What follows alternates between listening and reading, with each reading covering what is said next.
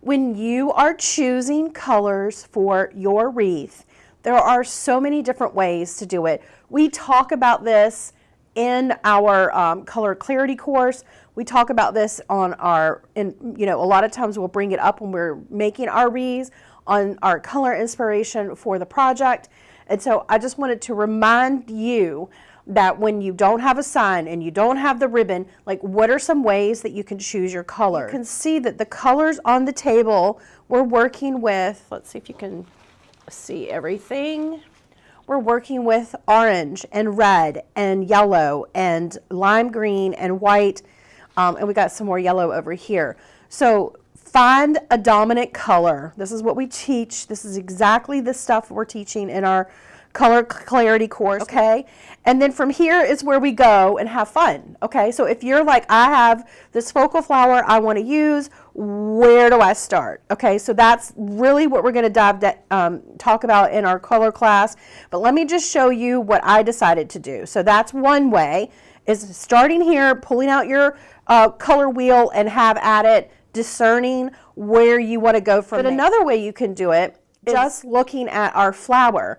So we can see that in this flower we have what in the center. And the center of the flower right here is yellow, and then if you turn it onto the side, there is a little bit of a lime green action happening down here on the base. And so there's our color right there. So we've got yellow. So I immediately knew I could bring in some yellow, and I immediately knew I could bring in some green, okay, just from that one flower. You see how this works in my head?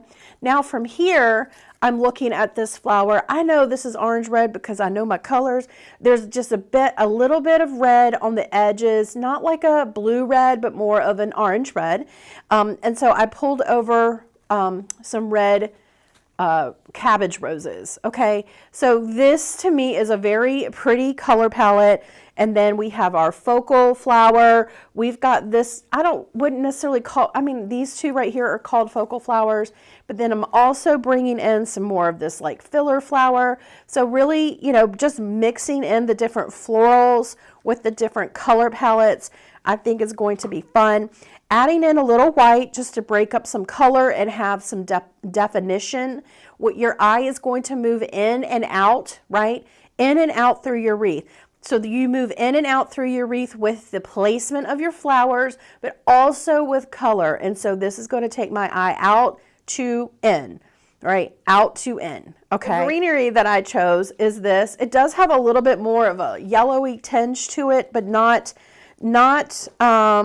like this one is a lot more yellow than this one. You probably can see it better if I just pull up the whole bush. So this is a whole bush. This has got a little more yellow than this one. Do you see the difference? But this still has some yellow because obviously that's what makes green. Okay, so let me, so we've got sort of I don't know what this is called, like a boxwood.